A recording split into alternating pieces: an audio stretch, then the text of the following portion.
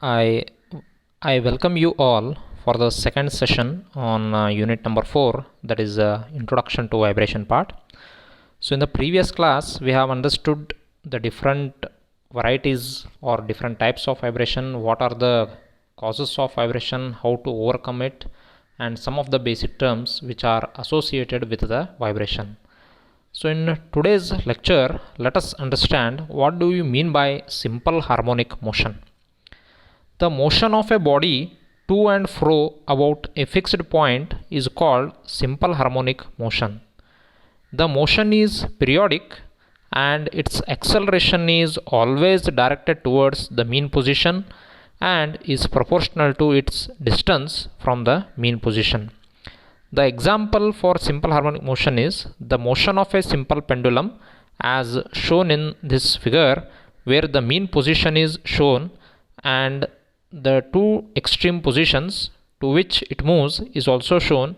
It moves through an angle theta.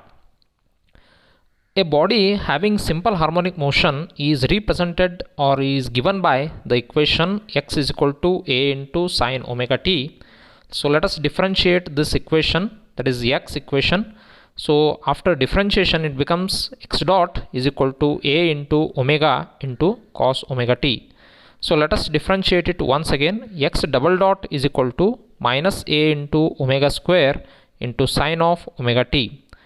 We know that x is equal to a sine omega t. So replace x dot is equal to minus a into sine omega t as x, and omega square remains as it is. So x double dot becomes minus omega square into x, where x is the displacement, x dot is the velocity, and x double dot is acceleration. So let us understand what are the parts of a vibrating body. A vibratory system basically consists of three components or three elements, namely mass, second one is the spring, and third one is the damper. The figure shown beside shows the parts of a vibrating system. The mass is denoted by m, spring is denoted by k, and damper is denoted by c. In a vibrating body, there is always exchange of energy from one form to another.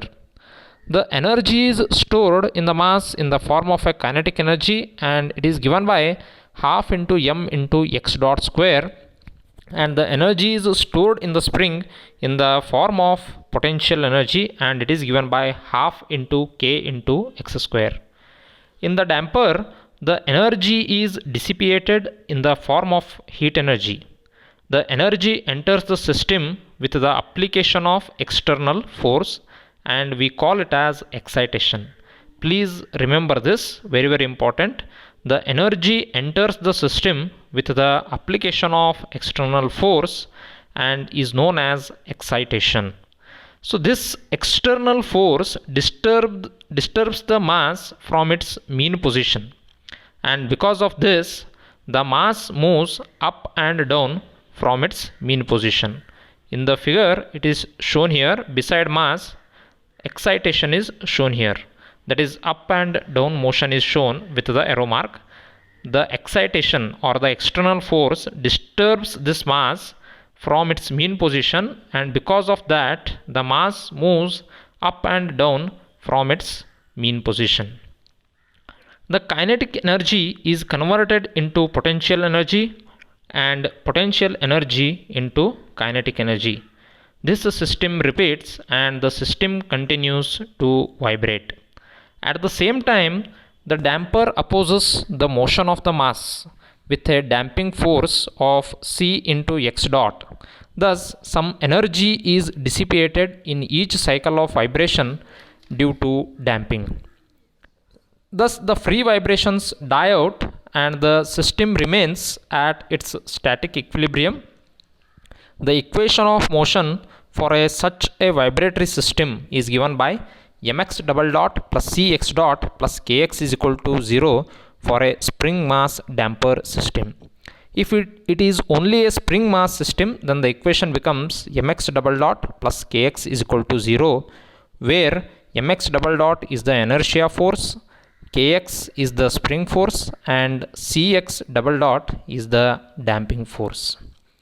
Now let us understand one of the important aspect in the basics of vibration, that is the addition of harmonic motion, which has been asked many of the times in the semester and examinations. Very important as far as the exam point of view is concerned. So let us understand how to add the harmonic motions. When we add two harmonic motions of same frequency, we get resultant as harmonic only. So let us understand. Let us have two harmonic motions of amplitudes A1 and A2 of same frequency omega and phase difference as phi. Let x1 is represented as x1 is equal to A1 sine omega t and x2 is equal to A2 sine of omega t plus phi. That plus phi is nothing but the phase difference, which has been already discussed. Let us x1 is equal to A1 sine omega t, let us consider this as equation number 1, and x2 is equal to A2 sine omega t plus phi as equation number 2. Now let us find out the resultant motion, which is given by adding the above two equations. That is, by adding equation 1 and 2, we are going to get the resultant motion, and is given by x is equal to x1 plus x2. We know that x1 and x2 values, so substitute the values of x1 and x2 in the governing equation, that is x is equal to x1 plus x2. So therefore x is equal to A1 sine omega t plus A2 into sine of omega t plus phi. So therefore x is equal to A1 into sine omega t plus A2 sine of a plus b. We are going to expand it. The sine of omega t plus phi is in the form of sine of a plus b. So after expansion, the above equation becomes x is equal to A1 sine omega t plus A2 into sine of omega t into cos phi plus cos of omega t into sine phi, which is nothing but sine of a plus b is equal to sine a into cos b plus cos a into sine b. So therefore x is equal to, take sine omega t as common, so sine omega t into bracket A1 plus A2 cos phi plus A2 into cos omega t into sine phi. So let us call that equation as equation number 3. In equation number 3, let us assume A1 plus A2 cos phi is equal to cos theta and A2 sine phi is equal to sine theta, and we call this as equation A, and substitute this equation A into equation number 3. We are going to get x is equal to a sine omega t into cos theta plus a sine theta into cos omega t, so which can be written as x is equal to a into sine of omega t plus phi. The equation x is equal to a into sine of omega t plus theta or phi shows that resultant displacement is also simple harmonic motion of amplitude a and phase theta. To find the value of a, squaring and adding the below equations, that is nothing but equation a, a1 plus a2 cos phi is equal to a cos theta and a2 sin phi is equal to a sin theta. So all students have to remember this equation, which is helpful while solving the problems on addition of two simple harmonic motions. So we know that a1 plus a2 cos phi is equal to a cos theta and a2 sin phi is equal to a sin theta. So let us square and add it. So I will take a square common in the RHS. So inside the bracket we are remaining with cos square theta plus a sin square theta, which is equal to a1 plus a2 cos phi whole square plus a2 square sin square phi. But we know that cos square theta plus a sin square theta is equal to 1. So therefore a square is equal to, let us expand the equation, that is a1 plus a2 cos phi whole square as a1 square plus a2 square cos square phi plus 2a1 a2 cos phi plus a2 square into sin square phi. So therefore a square is equal to a1 square plus a2 square, because a2 square cos square phi plus a2 square sin square phi, when we add we are remaining with a square. So the equation becomes a square is equal to a1 square plus a2 square plus 2a1 into a2 into cos phi. So therefore a is equal to under root of a1 square plus a2 square plus 2a1 a2 into cos phi, or a is equal to a1 square plus a2 square plus 2a1 a2 cos phi raised to 1 by 2.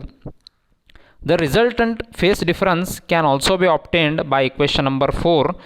Therefore tan theta is equal to a2 sin phi divided by a1 plus a2 cos phi.